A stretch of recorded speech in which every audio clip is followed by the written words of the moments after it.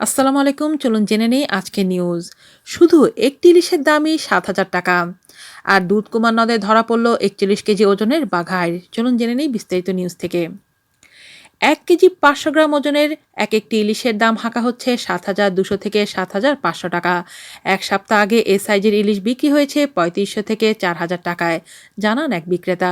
১ KG বা ১ KG ৩০০ গ্রাম সাইজের ইলিশের কেজি ২৮০০ থেকে ৩,৫০০ টাকায় বিক্রি করতে দেখা যায়, যেগুলো এক সপ্তাহ আগে ১,৫০০ থেকে ২২০০ টাকায় বিক্রি হতে দেখা গেছে।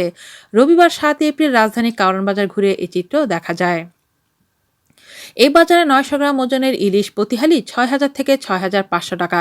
৭০০ গ্রাম সাইজের ইলিশের হালি ২৬০০ থেকে ২৮০০ টাকা। ৫০০ গ্রাম সাইজের ইলিশের হালি ২,০০০ থেকে ২২০০ টাকায় বিক্রি হচ্ছে।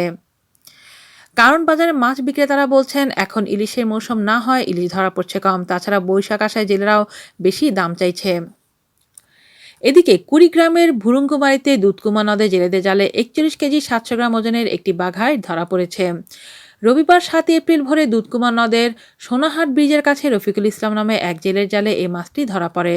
পরে স্থানীয় লোকজনের কাছে মাছটি ১,১০০ টাকা কেজি দরে বিক্রি করা হয়। জেলে রফিকুল ইসলাম জানান, রবিবার ৭ এপ্রিল ভোরে দুধকুমা নদে তার জালে ৪১ কেজি ৭০০ গ্রাম ওজনের একটি বাঘাইড় মাছ ধরা পড়ে। বড় এই মাছটি ধরতে পেরে ভীষণ খুশি তিনি। আজ এ পর্যন্তই। আল্লাহ হাফেজ।